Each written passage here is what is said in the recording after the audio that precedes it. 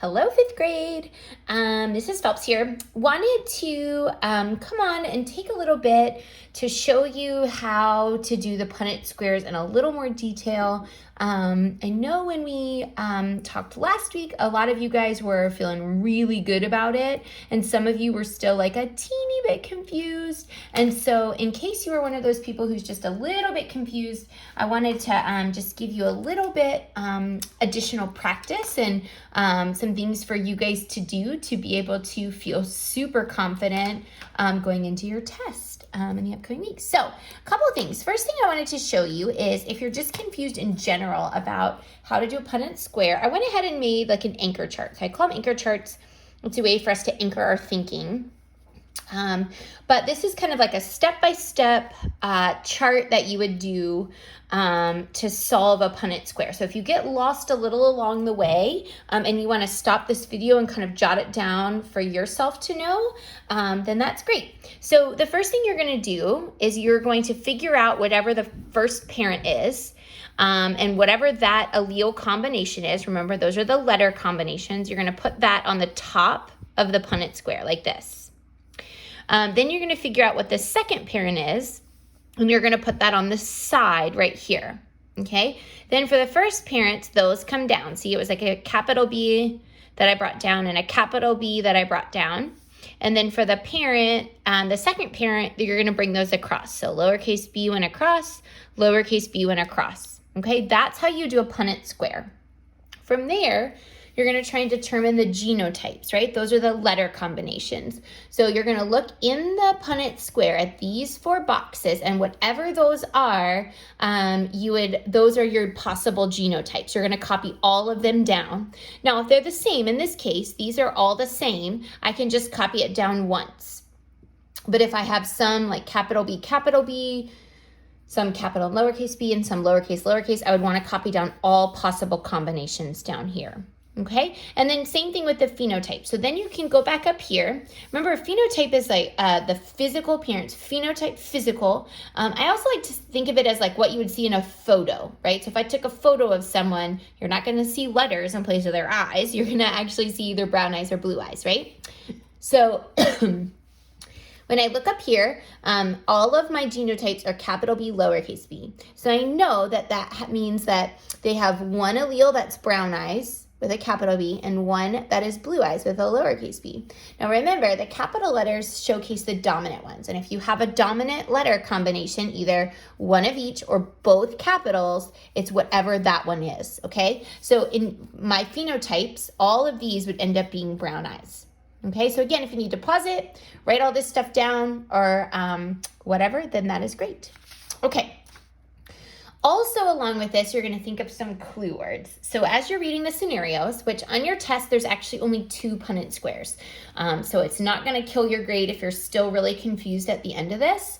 But it can really help your grade if it's something that you are really feeling good about. So if you have homozygous, typically, if they mention something about it being a recessive trait, then we know that means that it has to be the same. Remember, homozygous means the same. So that could be a recessive trait, so 2 lowercase letters. If they say something about it being hybrid or purebred, then you're like, oh, I know that that means homozygous, right? Purebred meaning it's not one of each, it's the same. Or homozygous, right? So both letters are the same. You could have 2 capital letters. You could be homozygous dominant, in which case you would have the 2 lowercase letter or 2 uppercase letters, excuse me. Or if it talks about it being recessive, then you would have the 2 lowercase letters. So any of those would be homozygous. If they mention any of those keywords, you know that the letters are going to be the same. Okay. They also might talk about heterozygous, which means different, right? Or one of each. So if within some of these scenarios you hear like a dominant trait, we know that if it's like a hybrid dominant, we know that that one would be heterozygous, right? So this is where you would have one of each letter, right? So so you might have a capital B and a lowercase b, right? One capital and one lowercase together, okay? Okay, let's do some scenarios, okay? So I'm giving you the genotype, And so you are going to indicate whether these are homozygous or heterozygous, okay? So remember, homozygous means the same. Heterozygous means one of each, okay? In this case, you have one of each, so this is heterozygous, okay? This one, you have one of each. It is also heterozygous. You have two that are the same. This one is homozygous. These are also two of the same, so for sake of time, I'm going to copy it down. This one is also homozygous, okay? These are two of the same, so this one is homozygous. And this one is one of the same. This one is also homozygous, okay? These are scenarios you'll have to do on your test. So if any of this is confusing, I want you to make a mental note or write it down and ask me about it when we're in class next, okay? So here we're going to determine the phenotype, right? So this is your photo or what your physical appearance is, okay? So we have this scenario. Green color is dominant to pink body color. Okay, so when I look at this, I know we're going to use the letters G for these. I know that green color is dominant, so the green color is going to get the capital G, right? Because whatever the capital letter is dominant. So then the pink color is going to be lowercase g. So if I look here, I've got a green color and a green color. So this one, if I physically look at it, is going to have like a green body color. This one has a green color and a pink color. But it has one of those dominant ones, so that's what is going to show through. This one is also going to be green. And then I look at this one. This one has two lowercase g's, which stand for pink color, so that one is going to be pink. Like me so far? Let's do one more. Round head is dominant to oval head, okay? So we know that the round head is dominant, so that's going to get the capital letter. And the oval head is lowercase, so that's going to get the lowercase letter. So same here, I have capital R, so we get two round heads. This one is going to be a round head. This one, I have a round head and an oval head, so it's one of each. However, I have a dominant trait there, so I know that this one is also going to show up and look round. This one, I have two lowercase r, so it's also homozygous, except each of these alleles is a lowercase r, so that means it's going to physically show up as an oval. Okay, let's do a couple more. So here we're gonna determine the phenotype. So we've got the phenotype, like what it actually looks like. And so now we wanna figure out the genotype, right? So now we wanna figure out the letters, okay? So we know what a capital S stands for sharp nails, and that is dominant to a short nail, which is a lowercase s. Okay, so in order to have sharp nails, I could have capital S, right? Both alleles could be sharp, and it would physically look like they have sharp nails, right? I could have also a capital S and a lowercase s, right? Because even though it's one of each, the capital is going to show through. So the sharp nails are going to be what they physically see. For short nails, this one, the only possible combination we could have is lowercase s, right? Because it's the recessive trait, so I have to have both alleles of recessive for it to work. Okay, looking at this one, we've got long lashes, capital L is dominant to short lashes, lowercase l. So same thing, for someone to physically look like they have long lashes, they could have two alleles of the dominant and have long lashes, or they could have a capital and a lowercase. The capital letter is still going to be dominant, so it's going to physically look like they have long lashes. If they have short lashes, these, it would have to be homozygous. It would have to be the same, and they would both have to be the recessive trait, which would be lowercase l, lowercase l. Okay, so here we're going to just work some Punnett squares. On your test, you're going to have some like this where you're just the Punnett square is already figured out for, like already set up for you. You just have to do it and then determine the geno and phenotype.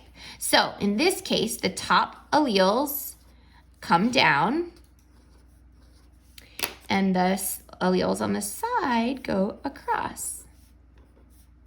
Okay, so because all four of these are the same, my genotypes are, the only possible genotype is capital S, lowercase s. okay? If we're using this up here with sharp and short nails, to physically look at them, all of them are going to have sharp nails, right? Because they all have at least one uppercase letter, capital letter, which stands for the dominant trait, and that's what's going to show through. Okay, looking at this one, I'm going to do the same thing. These are going to come down. These are going to go across. Now remember, in this case, I always like to put the capital letter first because that's what scientists do. They want to show that the dominant one is the one that comes first, and you see that.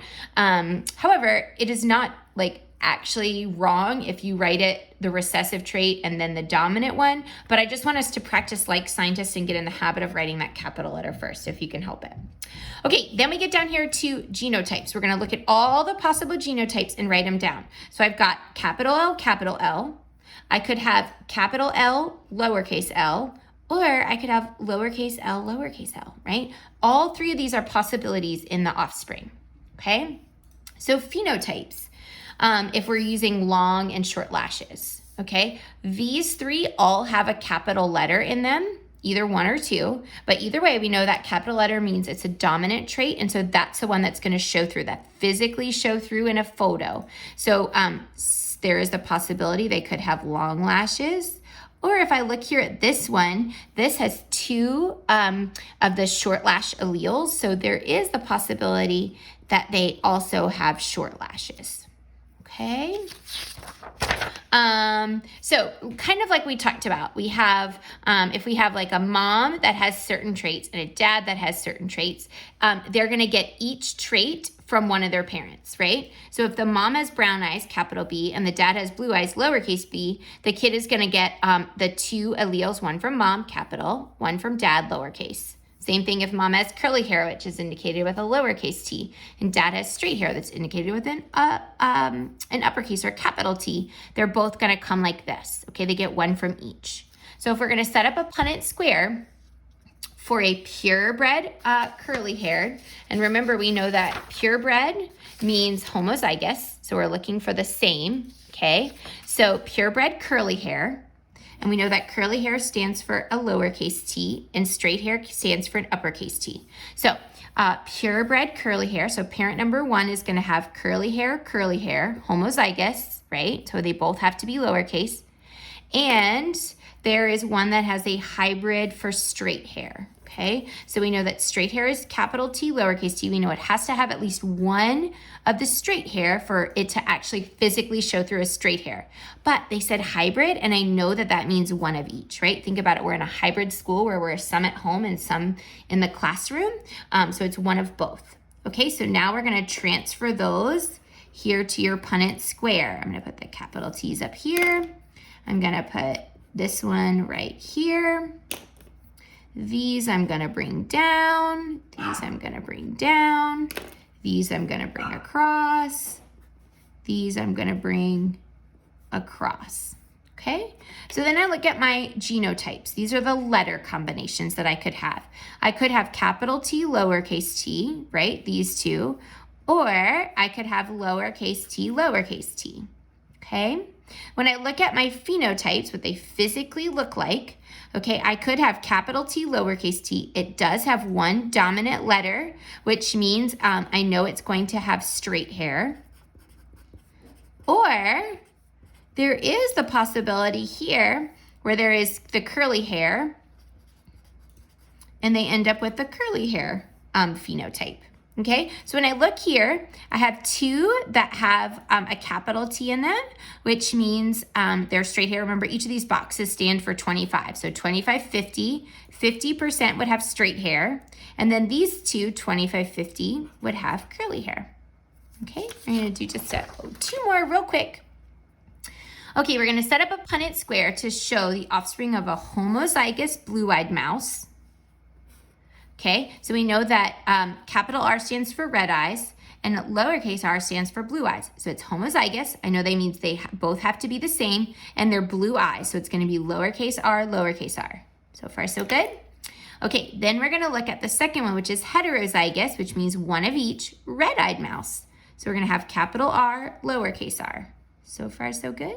I'm gonna put those into the Punnett square up here. And then I'm going to bring these guys down.